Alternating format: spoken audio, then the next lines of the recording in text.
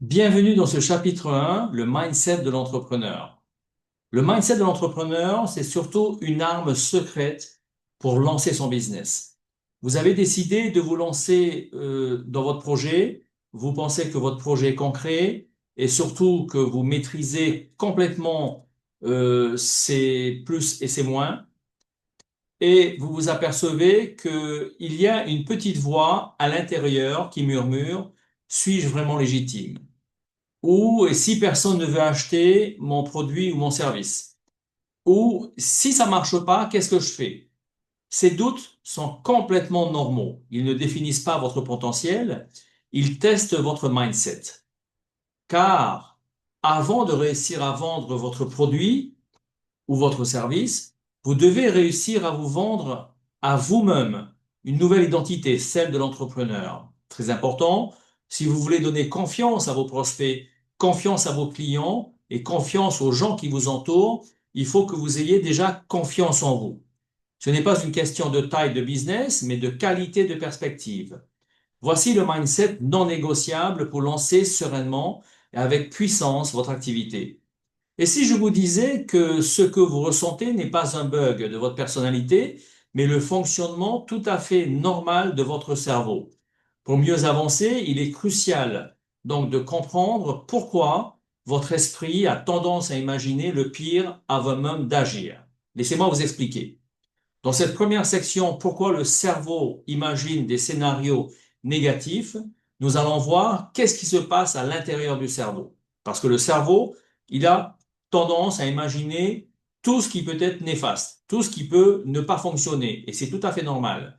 Il va imaginer souvent des scénarios négatifs qui génèrent d'ailleurs des émotions négatives et produit des idées limitantes, et même va donc vous amener à des décisions limitantes. Vous ne savez plus s'il faut dire oui, non, s'il faut acheter, ne pas acheter, s'il faut vous lancer, ne pas vous lancer, comme on dit go ou no go.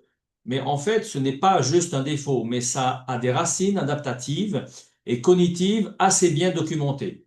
Voici un aperçu scientifique. Ici, on parle surtout des biais de négativité. Le cerveau humain est conçu pour être très attentif aux risques. De nombreux travaux d'ailleurs montrent que les stimuli négatifs, qu'on parle de menaces, d'erreurs ou d'échecs, attirent plus l'attention et sont mémorisés plus fortement et impactent d'ailleurs plus fortement que les stimuli positifs. Et donc, ces stimuli négatifs auront des conséquences sur nos comportements. Suivant notre évolution, et d'ailleurs c'est bien à cause de l'évolution, le fait de porter une attention particulière sur le danger nous fait remarquer un risque. Par exemple, un risque de prédation, un risque de blessure, un risque de maladie. Et que, en fait, ça peut s'imager comme une récompense. Ce biais de négativité aide à la survie. On parle également de la pensée répétitive négative. On dit souvent, tiens, il rumine, tiens, il est tout le temps en train de ressasser les idées, il est tout le temps dans l'inquiétude. En fait, la rumination, qui est une répétition de pensées tournées vers le passé, va se tourner surtout sur des erreurs et des regrets. Mais on parle également d'un phénomène et d'un comportement que nous avons tous, c'est l'anxiété, qui est une anticipation négative du futur. Ce sont des scénarios potentiellement menaçants. Et donc, on a tendance à beaucoup ruminer ou à avoir des périodes d'anxiété. Ces deux formes peuvent se chevaucher et activer les mêmes réseaux cérébraux. Ce sont des réseaux par défaut ou des réseaux de science ou des réseaux de contrôle cognitif qu'on va voir plus tard, et induire des émotions négatives prolongées. En fait, on parle également de fonctions adaptatives à une préparation et à une anticipation. Alors, c'est très intéressant parce que il y a une scientifique américaine qui s'appelle Lisa Feldman Barrett qui a fait une étude extraordinaire. Je l'ai lue, elle est extraordinaire. Il faut, allez-y, allez lire. Et justement, on parle beaucoup de cette préparation, de cette anticipation. Imaginez des scénarios négatifs qui aident le cerveau à anticiper les menaces, à préparer une réponse pour éviter des erreurs. Même si cela peut être inconfortable, cette simulation mentale permet de mieux faire face dans des situations réelles. Donc, quand vous avez tendance à anticiper ou avoir des idées négatives, très certainement, il y a une nécessité d'anticiper l'échec. Donc, de se poser des questions. Est-ce que j'ai bien travaillé sur mon sujet? Est-ce que j'ai bien travaillé sur mon business? Est-ce que je connais bien mon avatar client? Est-ce que je connais bien mon marché? Est-ce que je connais mes concurrents? Est-ce que je suis capable de pitcher mon idée? Est-ce que je peux faire un storytelling qui est parfait? En réalité, lorsque nous parvenons à réduire ou à bloquer les images mentales liées à des scénarios futurs qui sont redoutables, qui sont redoutés, cela active certaines zones du cortex préfrontal associées au contrôle cognitif d'ailleurs, et cette activation permet de diminuer l'intensité de la peur anticipée.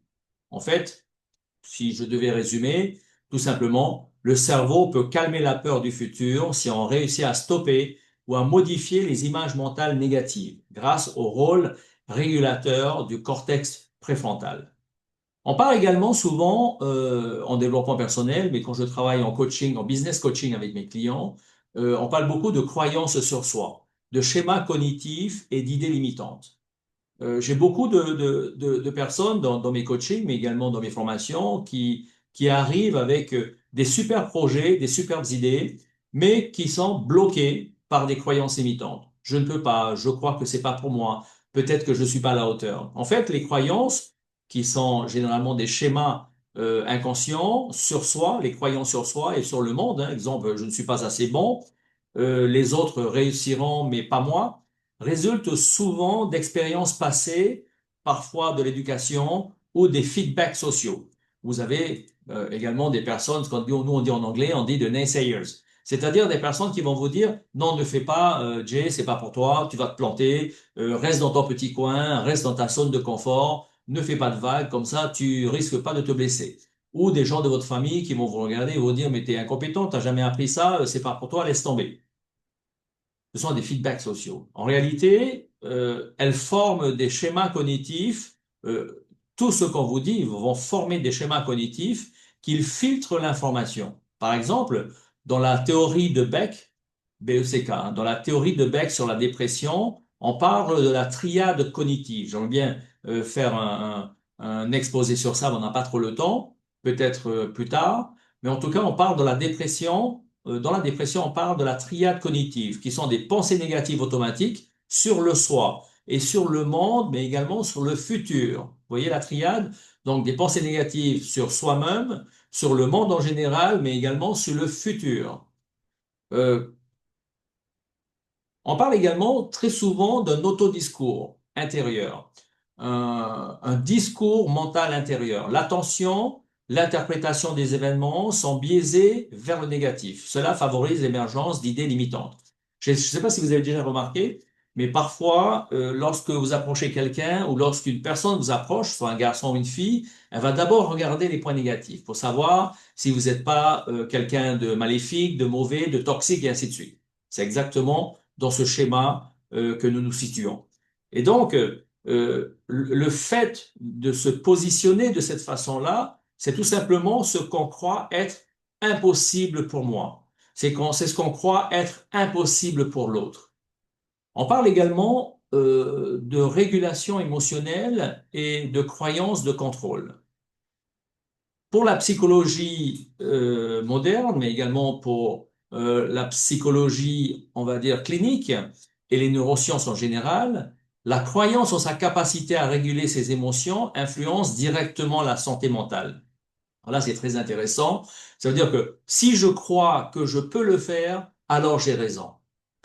Vous voyez, si tu crois que tu peux influencer tes émotions, par exemple, en changeant ta manière de voir une situation difficile, ton cerveau devient plus flexible. Si, lorsqu'en regardant une situation qui est très négative, tu te dis, oui, finalement, c'est négatif, mais je peux m'en sortir. Alors, tu donnes à ton cerveau cette flexibilité de pouvoir mieux naviguer dans la vie. Le résultat est très simple, c'est que tu ressens moins d'angoisse et tu es moins vulnérable aux coups de déprime. À l'inverse, si une personne est convaincue que ses émotions sont incontrôlables, elle risque plus souvent de rester bloquée dans des schémas mentaux de rumination, de pensées négatives et de mal-être. Je pense que ça doit vous dire quelque chose. Nous avons donc des réseaux cérébraux qui sont impliqués. Et ici, on va parler de trois réseaux. Le premier, c'est le réseau de la science ou le réseau de science, qui détecte ce qui émotionnellement attire l'attention comme les menaces. Alors lui, il joue un rôle clé dans la gestion de nos émotions. Il nous aide à réagir de manière à favoriser notre bien-être et notre résilience, et il influence profondément les fonctions cognitives, et parmi ces fonctions, la fameuse prise de décision. C'est pour ça, il est très très important de travailler sur les émotions négatives, il est très important de travailler sur les idées limitantes pour que vous puissiez actionner une meilleure prise de décision. Le deuxième réseau, c'est le réseau qu'on appelle par défaut ou Default Mode Network. Ce réseau par défaut, souvent actif dans les moments de pensée spontanée, de rumination ou d'anticipation du futur. Et en fait, dans le cerveau, ce qui va se passer, c'est que dans le cerveau, le réseau du monde par défaut est celui qui s'active quand on laisse libre cours à ses pensées. Ce sont les régions cérébrales qui s'activent de façon synchrone pour former ce réseau qui joue un rôle essentiel dans le bon fonctionnement de la mémoire, des émotions et de l'introspection. Le troisième réseau, c'est le cortex préfrontal. Alors celui-là, il joue un rôle clé pour modérer ou réguler ses pensées. Il a une capacité à relativiser, on va dire, à réinterpréter et surtout à prendre du recul. Quand ce contrôle est faible ou surchargé d'ailleurs, c'est là que les scénarios négatifs prennent le dessus. Alors moi, j'ai eu l'occasion de travailler avec certaines personnes, de les coacher, et qui me disaient justement qu'ils avaient des pensées extrêmement négatives, parfois répétitives. Donc là, on va plutôt aller dans la rumination, mais surtout répétitive dans le sens où ils n'ont pas les clés de gestion émotionnelle. À ce moment-là, je travaille avec mes clients, avec les coachés sur des techniques extrêmement puissantes qu'on va voir à la fin de cette section. Il y a des recherches scientifiques récentes sur les émotions. Alors j'ai pris grand plaisir à écouter et à lire deux scientifiques très très intéressants. Le premier scientifique, c'est Albert Boukébert, qui a écrit un livre, plusieurs, mais celui-là, je l'aime bien. Votre cerveau vous joue des tours. Alors, dans ce livre-là, il avance la thèse générale que le cerveau est confronté à un monde complexe et que non seulement il est complexe, mais il est multiple et surtout il est incertain. Et du coup, le cerveau fonctionne souvent par approximation. Et donc, il va utiliser des raccourcis et des biais cognitifs, non pas parce qu'il est mauvais, mais parce que ces mécanismes sont des parties utiles qui lui permettent de simplifier, de décider vite et surtout de survivre. Mais on va dire que dans sa thèse, il explique que ces mêmes mécanismes peuvent nous jouer des tours, notamment avoir un aspect illusoire, l'illusion, avoir des erreurs de jugement, avoir des préjugés, tenir compte d'infox, donc de mauvaises informations, ne pas chercher à vérifier l'information, développer également à l'intérieur de soi des phobies, des peurs et surtout des peurs totalement irrationnelles. Euh, pour Albert Boukébert, les implications pratiques sont que tout simplement, en tout cas les recherches qu'il a menées en neurosciences et en psychologie, les psychiatres, les psychologues, et donc les recherches qu'il a menées sur ce sujet apportent des implications pratiques qui sont que nous apprenons à identifier nos biais et illusions de certitude, ce qui aide, on va dire, tout simplement à comprendre nos réactions, nos peurs, nos jugements, surtout les jugements rapides. Oh tiens, quand je le regarde, il n'a pas l'air d'être très intelligent, hein, par exemple, des jugements rapides. Ça peut être également des croyances en de fausses informations. Ah ben j'ai entendu dire que ce monsieur, il est pas très agréable. Donc on n'a pas vérifié, on n'a pas eu l'occasion d'être en contact avec cette personne-là. En fait, cela améliore la prise de décision, les relations et la communication, tout en renforçant la résistance face aux manipulations et aux fake news. Donc, on a d'un côté le côté très très positif, où ça va nous identifier, où ça va nous aider à identifier les biais pour pouvoir mieux naviguer dans ce monde, mais à contrario, ça va renforcer nos résistances face aux manipulations et aux fake news, mais c'est surtout également un atout essentiel dans le monde actuel. Moi, j'ai eu l'occasion justement de travailler dans mes formations et en coaching, à travailler sur les résistances. Par exemple, j'ai quelqu'un qui vient en coaching et qui me dit, voilà, je pense que cette idée, elle est géniale, Jay, mais je ne sais pas si je peux vraiment la mettre en place parce que je pense que j'ai pas les capacités. D'accord. Donc, ce que je vais poser comme question, je vais lui dire, quoi d'autre? Ça paraît être une question complètement banale, mais en fait, mon travail, c'est d'aller creuser dans la pensée de mon client. C'est d'aller l'aider, tout simplement, à aller dans son système nerveux, notamment sur les parties bloquées, et à aller travailler sur ces parties bloquées pour aller questionner la problématique. Je pense que je suis pas assez bon. Quoi d'autre? Ben, je pense que j'ai peut-être pas les compétences. Quoi d'autre? Je pense que comme je suis petit de taille, c'est un métier, il faut avoir de la prestance là-dedans. Quoi d'autre? Ben, cela me fait peur. Quoi d'autre? Ben, j'ai pas confiance en moi. Quoi d'autre? Et ainsi de suite.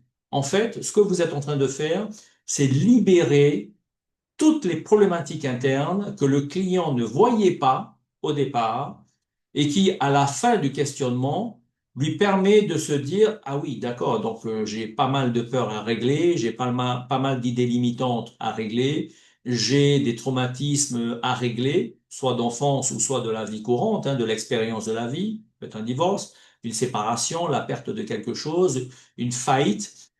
Ça peut être également des anxiétés, le fait d'avoir vu un parent se planter dans le business, on est persuadé que l'avenir est rempli d'échecs.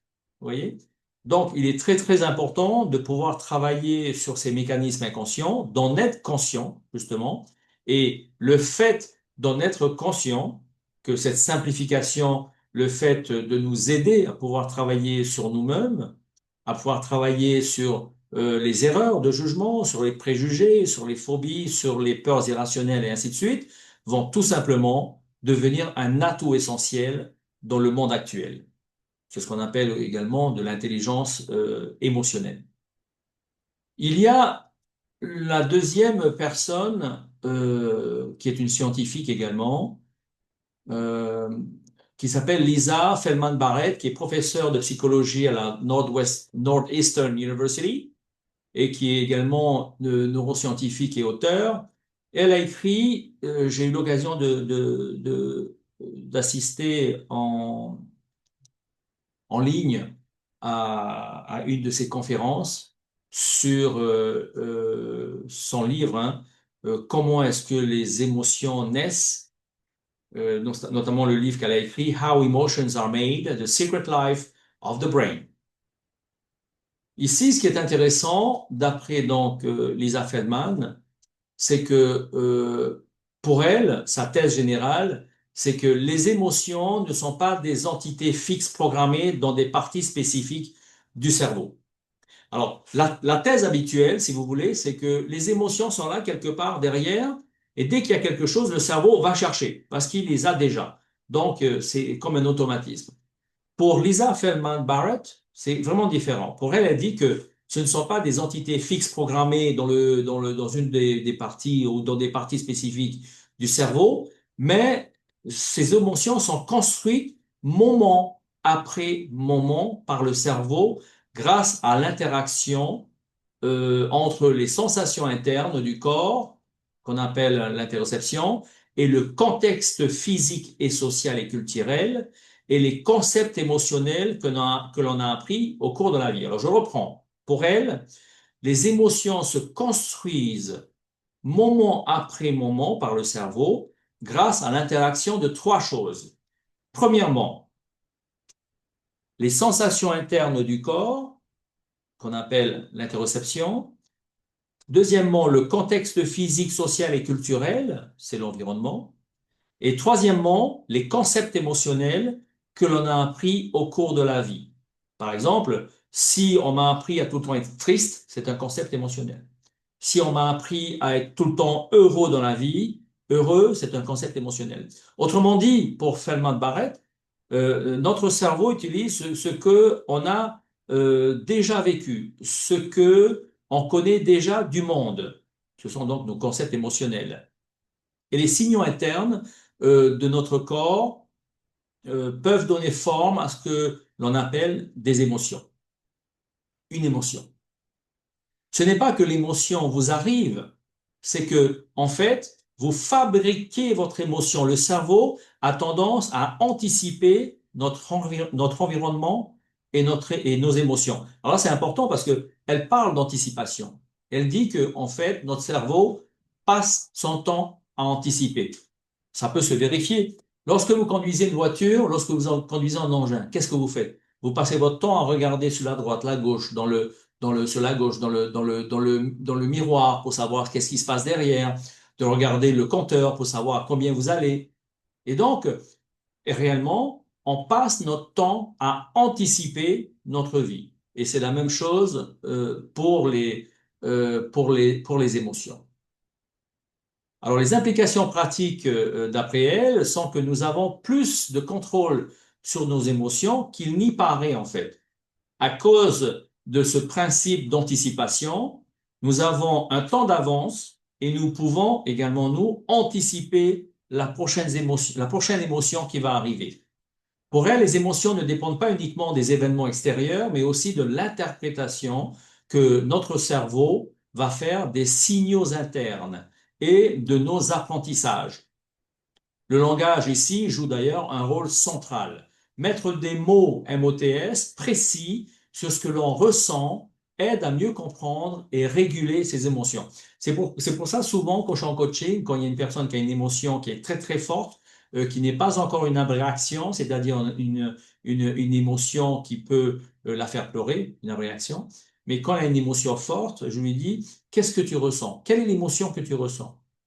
C'est de mettre un mot sur cette émotion. C'est pour qu'elle puisse qualifier cette émotion et qu'elle puisse la mettre en face d'elle, pour lui donner par exemple une forme, des couleurs, une distance. Vous voyez? Ça, c'est important. Et donc, en fait, comme je disais, le langage joue un rôle très central. C'est tout simplement mettre des mots précis sur ce que l'on ressent, ben, va tout simplement aider à mieux comprendre et réguler cette émotion.